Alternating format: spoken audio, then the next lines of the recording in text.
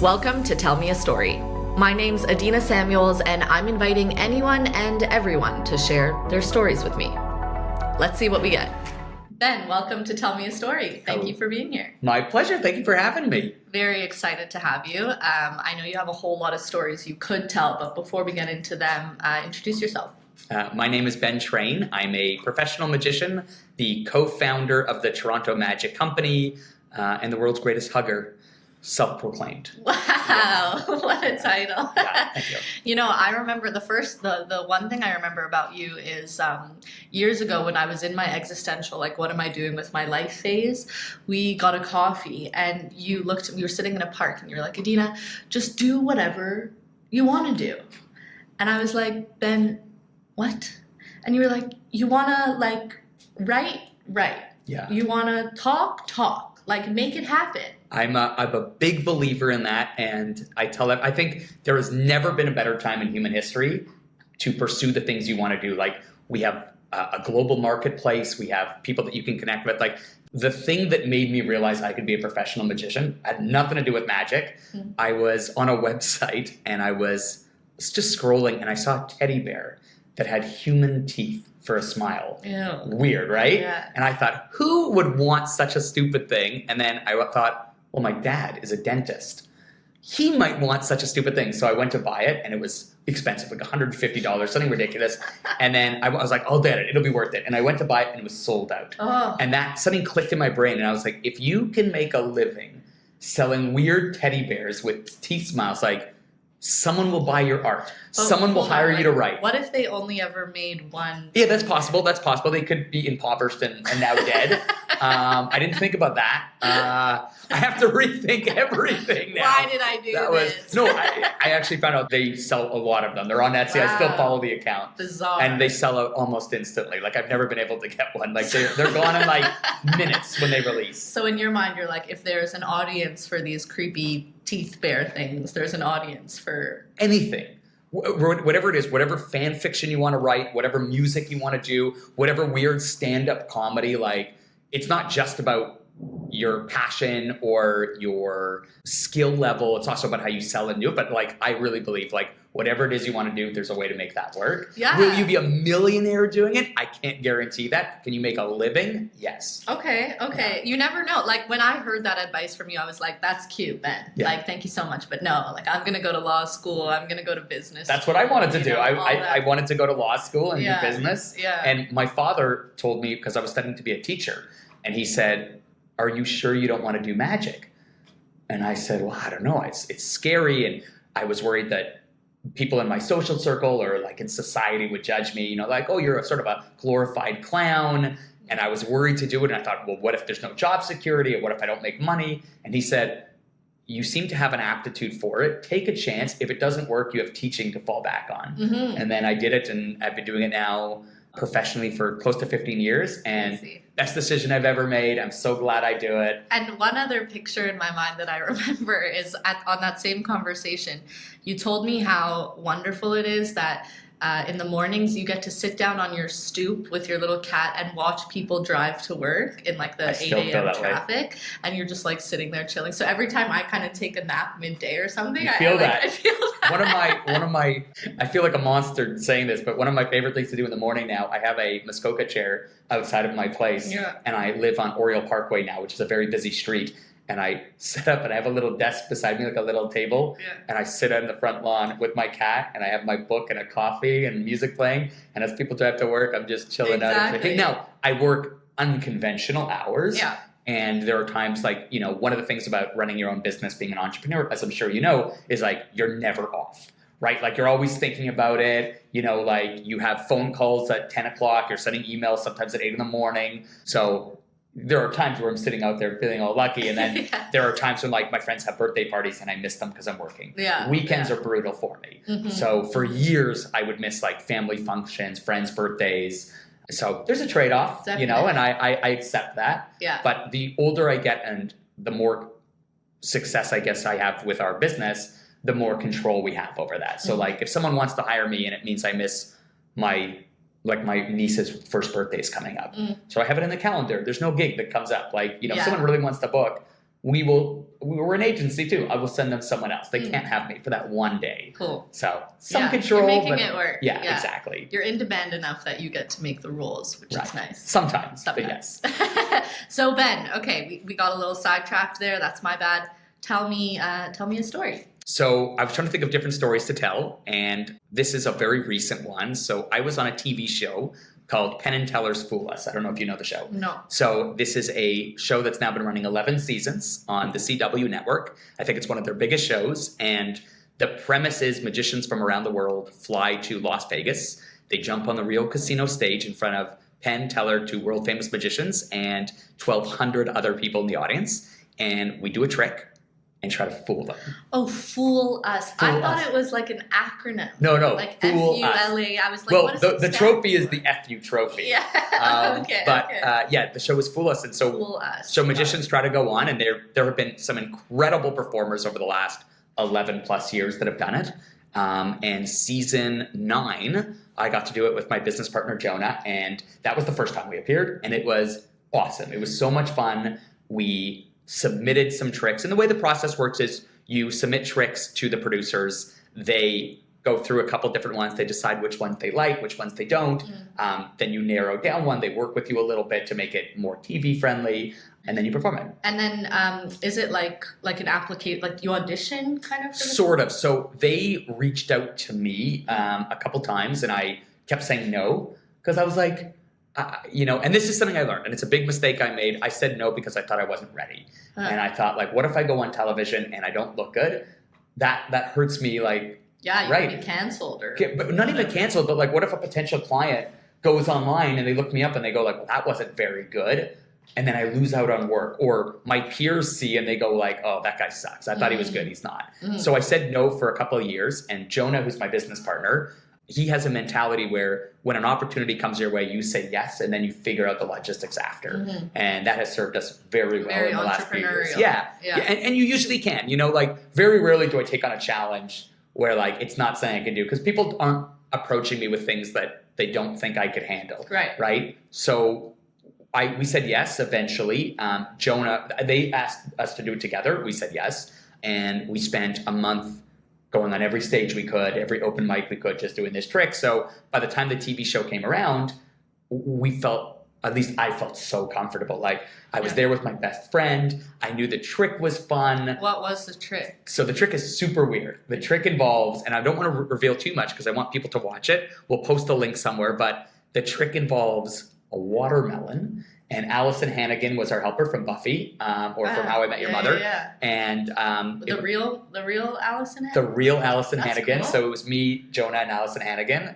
And then Penn and Teller watching from the audience. And is that one person? Penn and Teller? Penn and Teller. So it's Penn Gillette is one of the people, and then Teller. So if you haven't seen their stuff, you gotta. Okay. They are awesome. Okay. So they are, I would say, like, if you have to list like the most famous magicians in the planet right now, it's like David Copperfield, Chris Angel, David Blaine, Penn and Teller. Okay. Like it's those 4. And I'm not even sure who the 5th one would be. Probably someone in like... Well, Penn and Teller would be... I guess 2 of them. But they're a duo. And they've been working together 50 years now. Damn, that's crazy. And they've done everything. They've been on Letterman. They performed at the White House. They've been on television. Do you think they get tired of doing their tricks? Yes. Like, do you get tired of doing Yes. And I haven't been doing it 50 years. Yeah. But yeah, they get tired. And I mean... They're in their 70s now, like they're getting up there, and like that audience reaction of like, whoa, like you're like, seriously, people, like it's not. Yeah, sometimes like, and you have to remember you have to see it through the audience's eyes, because for me, I'm like, really, you're gonna laugh at that joke, like this stupid joke, or like you're gonna be amazed by this, like, and yeah, it's surreal, but it's also what you live for. Yeah, like the reason I still do magic isn't because it makes me feel like I'm clever, because I don't feel clever doing it. Like every time I perform magic and people go like, oh, you're amazing. I'm like, well, no, you're smart. I see the books on your shelf. If you wanted to learn magic, you could go online. You could Google secrets. You could read books. Sure. If you wanted to practice, you could do it the same way you learn a sport or a musical instrument. So I don't feel like what I'm doing is necessarily so amazing or special. What feels amazing and special is like connecting with these human beings 100%. And giving them an experience where they're laughing and having fun, or they're You're challenging the way they think about the world. Like one of the things I love about magic, just to derail a little bit, is we are so desensitized to wonder and amazement. Okay. Like I have Instagram, I'm sure you do too. And I follow the NASA Space Channel.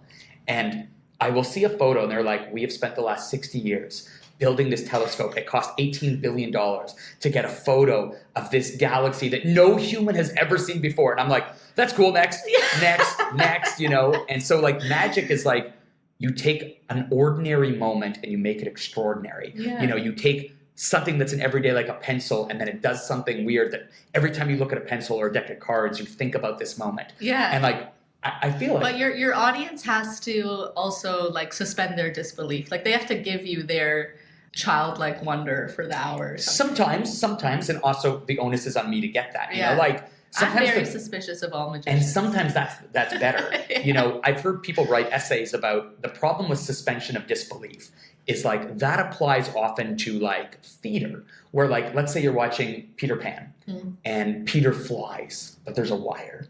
And in most theatrical productions, you can see the wire. Sure. But you suspend your disbelief and you're like, because if you sit there and like, it's not really flying, I see that wire. You're like, okay. Same with movies where you're like, you know, like if a friend was sitting beside you in a Marvel movie and like, just so you know, that's CGI, that's not the real Hulk. You'd be like, well, yeah, we understand that. Magic is sort of the opposite. Magic, if you go like, I know what you're doing is not real, I'll just follow along, then you don't feel that wonder. I need you to be like, okay, I'm watching close. Yeah. What you claim that you're going to be able to do cannot happen. I don't believe you. And then I do it and you go, your brain like switches. So it's almost the opposite. I need you to be as skeptical and like, because the more you are, the more here you are, then the better the impact. You're right. You know? So like, it's such a weird thing. And you're always going back and forth and every audience is different. And some people refuse to enjoy that experience. Most do. I mean, my style of performing is I do comedy mind reading and comedy magic. Oh. So like, what is that? I try to be as funny as possible while doing it. So like, I'm not up on stage trying to be like, hey, hello everybody, I'm a god with these amazing powers, worship me, you know? And then people are like, I don't like this guy, you know? Yeah. I think I'm, you know, an innocent, disarming goofball kind of guy. So like people want to have fun with me, you know, that's part of the vibe. Yeah, that makes sense. Okay, back to the show. So so back you have your trick ready. So we have the trick. We went to Las Vegas. We go on stage. We have a watermelon. If I describe it, it'll sound so ridiculous. It already does. But we basically, you know, a watermelon is mostly liquid, right? It's mostly water. And water you can pass solid objects through. So in theory, if we can activate the juiciness of the watermelon, we could do a weird transposition. I'm trying to be as cagey as possible because I want people to watch it. But the trick involves us penetrating a watermelon and then penetrating Allison Hannigan. That sounds really gross. It's not what it sounds like. Watch the clip. It's good. Not anymore. But it was great. It was great. And they loved the trick. And I'll tell you a secret about the show. Okay. The show is called Fool Us. The premise of the show is you're trying to fool them. The real secret is we don't care if we fool them or not. We don't care. The whole point is this is a showcase for magicians to showcase their stuff. And the real secret behind it is Penn and Teller approached the TV network and they said, we want to have this showcase for magic. And the network was like, we don't care. Why would anyone want to watch that? And they said, well, it's like a contest and they try to fool us. And then the network went, oh, it's like America's Got Talent, but for magic, we want that. So the secret is it's about fooling, but really it's Penn and Teller, because they have this platform and they're so wonderful and they care so much about magic, they created this space for magicians to showcase their stuff. And the magicians that come on are all kind of well established. Some of them are like world champions. There's like the Olympics of Magic. That's a real thing. It's called FISM. It's every 4 years. Okay, I thought they called it the Olympics of Magic. Well, they do. Like, they sort of do, but it's called FISM. It's the Federation International Society of Magic, and it's this whole thing. And it's competitors from all over the world, and it is incredible. I went in Quebec not to compete. But not yet. But it was incredible. So they have everybody. And again, it's a platform to showcase stuff. So it'll be professionals. It'll be sometimes amateurs. It'll sometimes be children. It'll sometimes be pros who've been doing it for 70 years. Nice. You know, so it's a mix of everything. And it's just awesome. And so we went on going like, we just want to look good and we want to have a clip that we can cut out and use for promotional purposes, which we got. It was great. So where's the story? So the story is the next year we got a call from the producers and they said, hey, you did a great job last year. We want you to come back. And we said, great, happy to do it. Which one of the tricks that we submitted do you want? And they said, well, we want you to do something brand new. So me and Jonah thought, okay. So we started submitting ideas, and one of the things we submitted was not something I wanted to do on the show. Right. And I'm not quite sure why we submitted it. Jonah convinced me that we should do it, and I was like, well, I hope they don't pick that one. They picked that one. Hold on. So in magic, yes, when you start learning magic, you buy a book or you get a book from the library and you learn the tricks there. Or a magic kit, or you see a YouTube video. Right. At what point can you start making tricks? The same day. But the same way when you start playing piano, they teach you, the basic, chords, or, you learn the G and the C, and then if you want, you can sit there and start just hitting things and make up a song. Sure. And same thing in sports. So I love basketball, and they teach you how to do a basic crossover dribble. And if you want to start innovating and coming up with your own move, now Magic has been, the first book of magic that was published in English was in the 1480s. So, and there are tens of thousands of books that have been published. Magicians have been doing magic for thousands of years. So if you're brand new to magic, you will probably create something that's new to you that has been done before, which is okay. There's nothing new under the sun. Yeah, very rarely do someone, and what I tell aspiring magicians and creators is, if you come up with something and then you find out that, this legendary magician came up with it before you, don't be discouraged. That means you're thinking like a great magician. Yeah. That's wonderful. Yeah. So what about AI? Do you use AI to help you think of tricks? Not to think of tricks, but there are magicians who do. We use AI now for copywriting and for blog posts and stuff. Right. But it is getting more advanced. Yeah, exactly. We're trying to outsource everybody. Soon it'll be me. Okay. Soon there'll be an AI magician. Definitely. His name's Ben. Oh yeah. He'll have a full head of hair. He'll be 6'8". It'll be great. I don't, but there are people that have started exploring, and we are at the forefront still of developing AI, but yeah, the time is going to come when they're going to put in all of magic literature, and nobody can read every magic book. Right. And I can't read books that are written in Spanish, which there are a lot of, but AI will be. Yeah. And there will be a time when you're come up with something that has never been published. And I'm sure it'll be okay, here's a trick. Now, will it be good? I don't know. Right. But they'll do it, Interesting. Okay, so you get called back for round 2. Called back for round 2. They say, we want you to do this one trick. My heart sinks because I'm I don't want to do this trick on TV. This is the one thing I don't want to do on TV. How many tricks did you submit?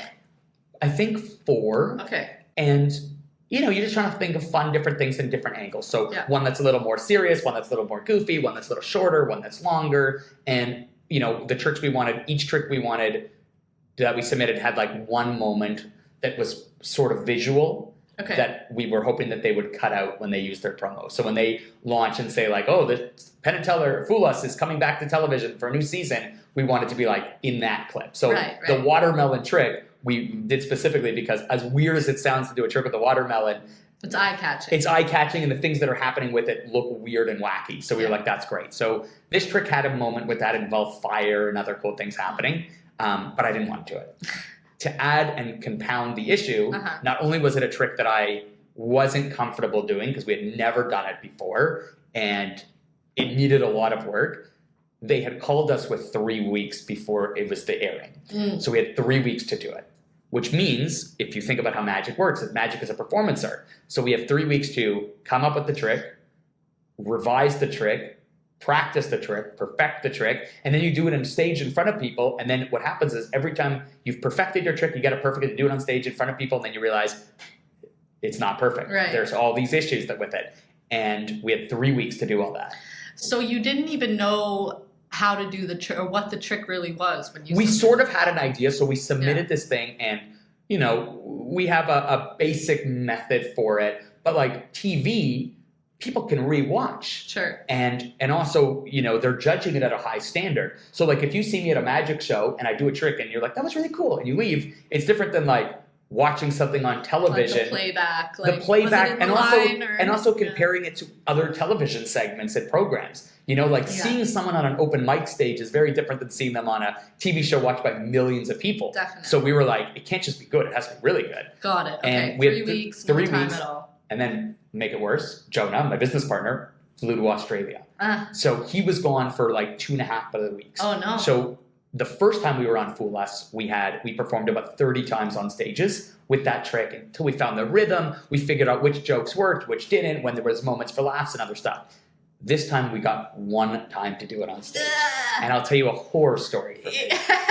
We did it at an open mic, and there was a friend of mine who was a magician, and he was in the room, and he was not watching us. He had his back to us, and he was talking to someone else while we were performing, which is fine. That's fine. That's what, it's like an open mic thing. I don't care. Okay. And then afterwards, we got off stage, and he said, that was a really cool trick. He goes, let me ask, is the way you did it X, Y, Z? And it was exactly right. And he wasn't even watching. So I said to Jonah, that does not bode well for us. And I said, let's change the method. And Jonah was like, and this is part of the challenge of working with a partner. There's a good and bad. The challenge here was he was like, no, I'm committed to doing it this way. Aren't you roommates as well? We're housemates. Housemates. We have 2 separate rooms. That's one for our intense. stuff and one for fun.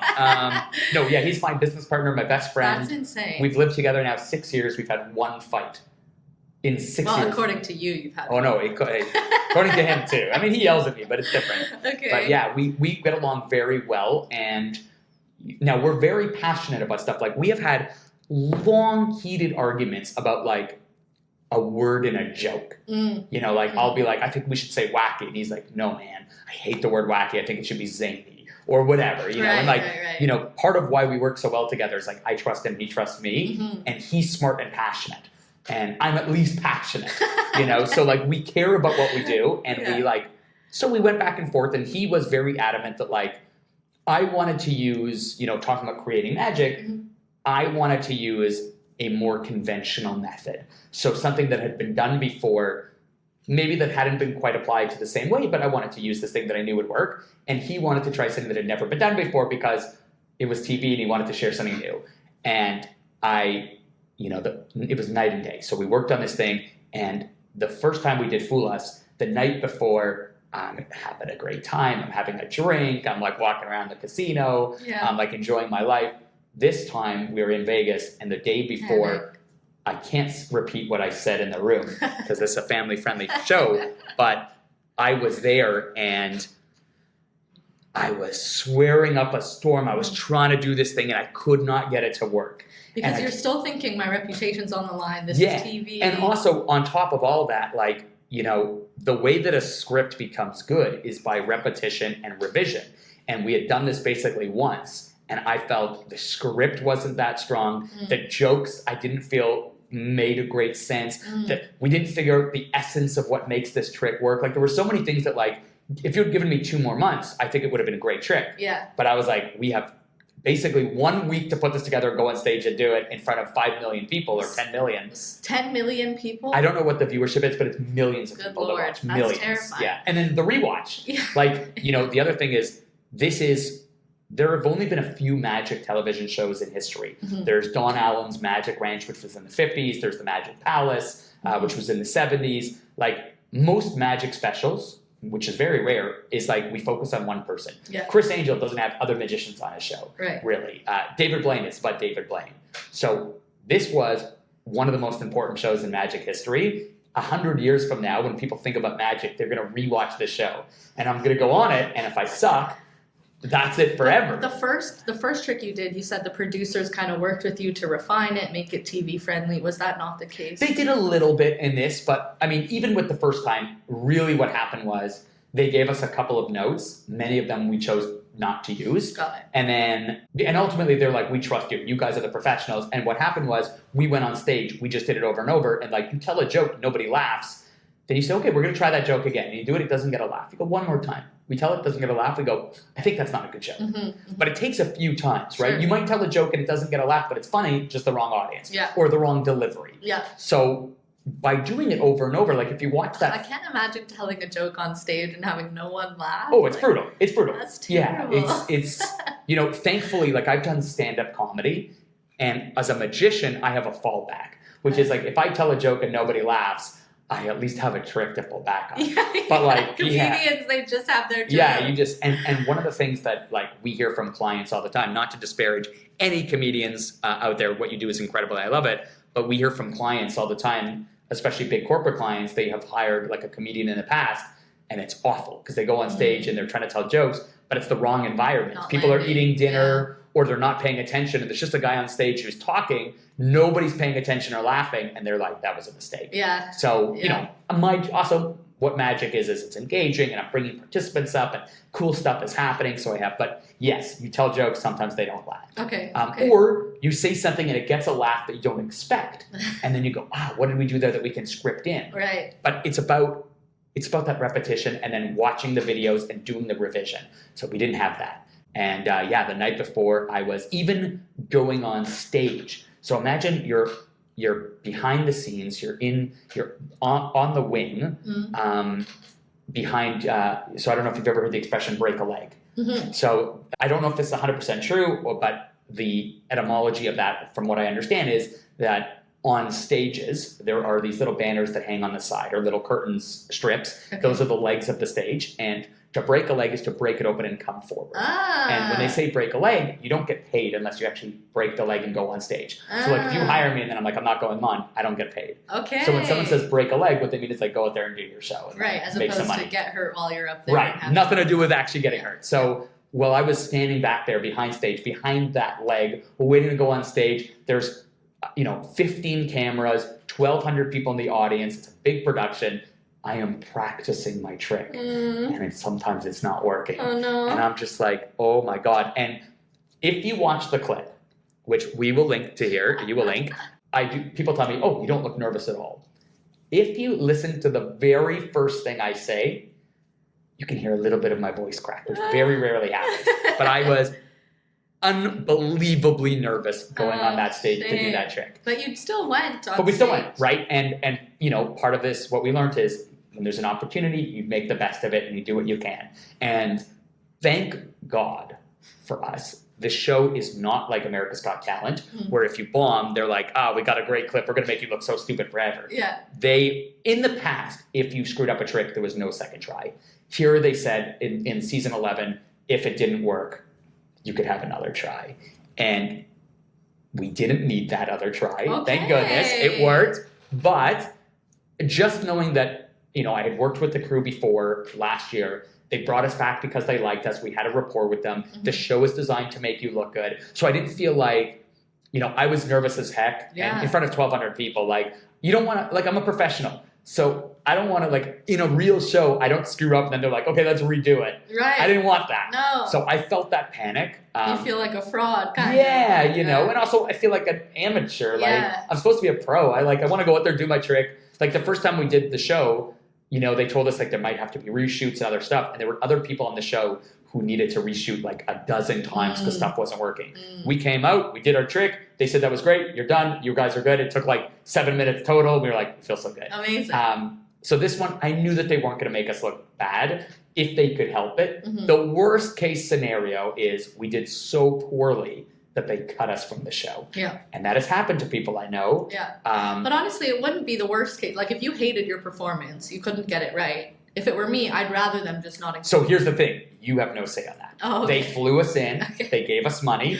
At the end of the day, it's their production time and everything. And if you're like, I didn't like that, let's redo it. They can be like, no, we're not going to sit here and pay another $20,000 or whatever it is to have a crew of 50 people reshoot, reset. We're not doing that. Oh, the pressure. Right. And the same thing, if we said ultimately I don't like this, don't air it. I mean, I don't know. I've never had to ask someone. Maybe they'd be like, okay, give us $50,000 to cover all the costs and we'll take it off. Clause I don't know. C in the contract. But there wasn't in that. There wasn't a clause C. Crazy. We were there. What happens, happens. I mean, the only thing I could have done, I guess, is said something so horrible or done something so horrible, but I wasn't prepared to do that. We did it, and it was nerve-wracking. It taught me a lot about TV and prep, and also just prepping for other shows. And there's that tightrope walk where you want to say yes to opportunities, but you also got to be prepared to succeed. Yeah. Or if you're gonna fail, fail in a way that doesn't have dire consequences. Definitely. So but you didn't end up failing, right? We didn't fail, and actually, to my chagrin, and I will admit that this does bother me, I've heard from numerous people that they prefer the second one to the first one. Which I watch it, and it took me months before I was willing to share it on my socials. Our team shared it and our business shared it, but I was like, oh, I didn't feel it was me at my best. So like, I'm still... And looking back at it now, like how long has it been since the shoot? 1 year. Do you think, it was maybe your perfectionist tendencies being like, oh, this was like, looking at it now with some distance, are you like, not so bad?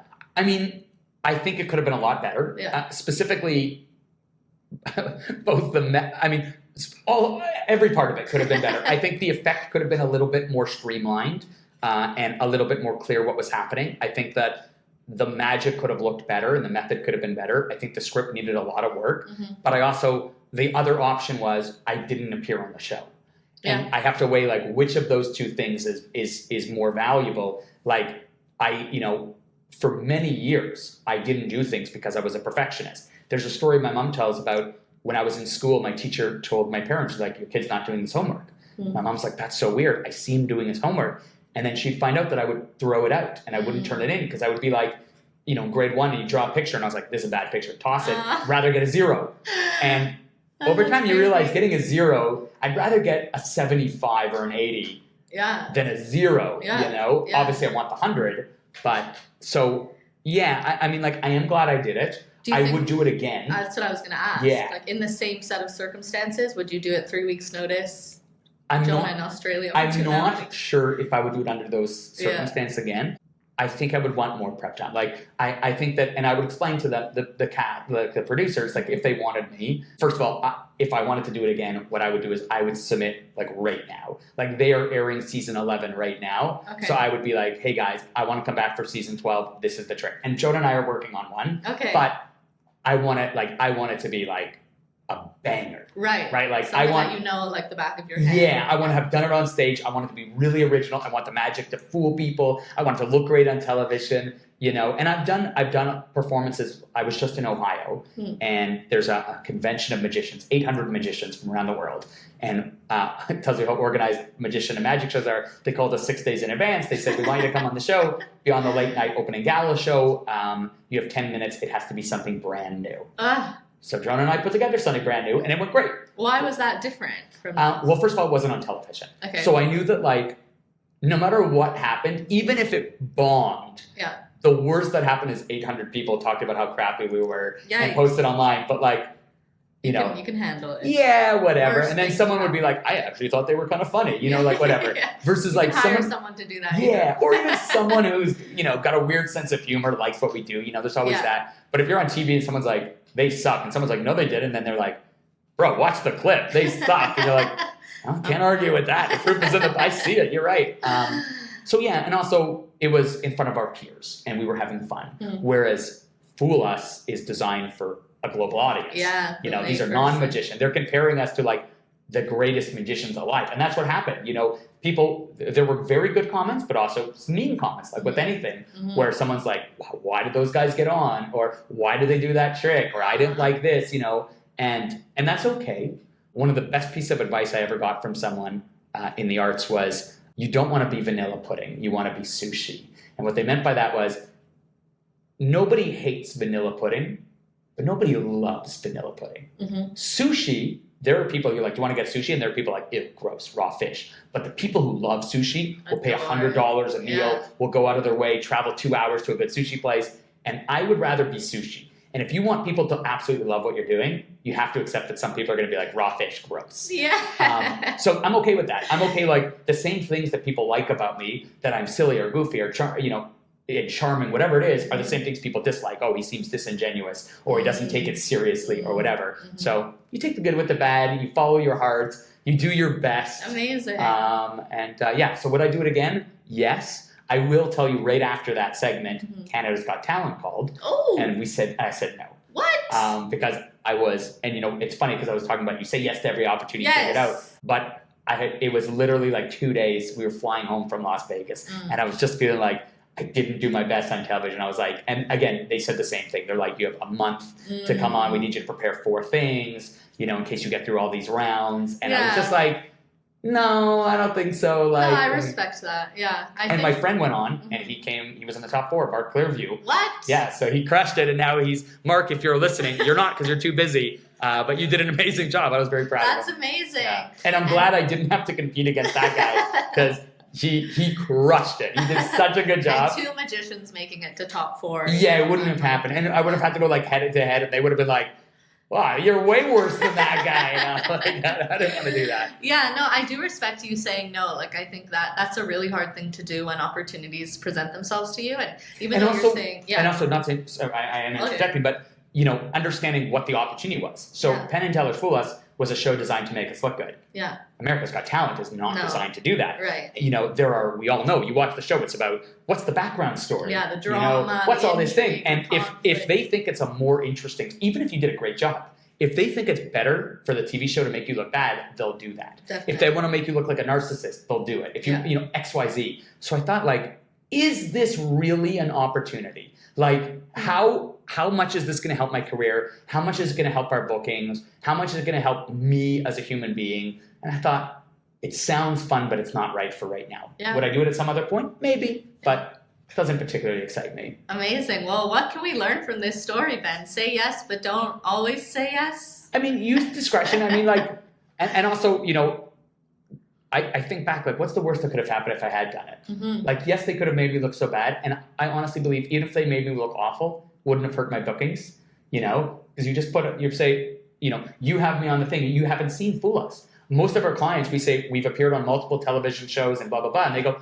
great. And they don't watch the clips. Yeah, so I could say I appeared on Canada's Got Talent. And you go, that's a good accolade, done. So it wouldn't have hurt my business. Even if it was like the worst show. Even if it was the worst show. Canada's Got Talent. Yeah, exactly. It's fine. And, and maybe it would have helped me. Like, even if it had been terrible, maybe I would have had this incredible story. And I have friends who have nightmare stories about being on that show and being mistreated. And it's in their shows now. They get to talk about that. Right. So, yeah, I mean, like, what I would say to any listener is, like, you have an opportunity to do something, just do it. Figure it out afterwards how to make it happen. But, like, what's the worst that can happen? Most of the time, nothing. Exactly. You look a little foolish for a short term, and then you reap the benefits from everything else. I actually have an article about that. It's exactly called What's the Worst That Could Happen? And it was about, like, picking up skateboarding for a summer and going to the skateboard park and, like, how terrifying that seemed to me to be around all these, like, cool people who knew what they were doing. Yeah. And I was there in, like, a little pink skirt, like, skating around. And it was, like, a big lesson. Like, what is the worst that could happen? And I bet they were super supportive. They were the nicest people I've ever met. You know? And no one was even looking at me. Everyone's there, like, working on their craft. And only if I needed help or needed something, they were, like, the warmest people. I see it all the time with people posting online how they spent years not going to the gym because maybe they were worried about being heavy or not being able to do stuff and being judged and made fun of. And then the post will be like, I went to the gym for the first time. Oh my God, everyone was so nice. No one looked at me. Yes. Everyone was helpful, when I needed it. Like, exactly. And I think, I've been doing magic since I was 8 years old. But I didn't really start going pro. Like, I had other things that I did. I produced shows for people. I organized lecture tours. I lectured. I did all these things, but I didn't want to perform because I made up all these excuses for why I was worried and how people wouldn't react well. And then I started doing it. And I was like, oh, man, what a mistake to disqualify myself and tell myself this wouldn't be good. Yeah. Like, and it's the same advice I got about dating, which is like, don't reject yourself. Like, let them reject you. Like, how many times have I've heard friends be like, oh, she's out of my league. Or like, oh, he wouldn't be interested in me. And you're like, let them decide that. Yeah. You never know. Like, what's the worst that can happen? They say no, and you go, great, you move on to the next thing. Exactly. You do a show. I bombed at shows before, and you feel awful. I'm embarrassed. I'm in the car. I'm like pounding the seat. I'm so angry that I did a bad job. Yeah. Then the next day I have another show, and I kill it. Yeah, you just keep going. you keep rolling, you keep moving. Amazing. Well, Ben, thank you so much for coming on and sharing your story. My pleasure. I hope it was fun for the listeners. It was fun for viewers, me, whatever the heck they are.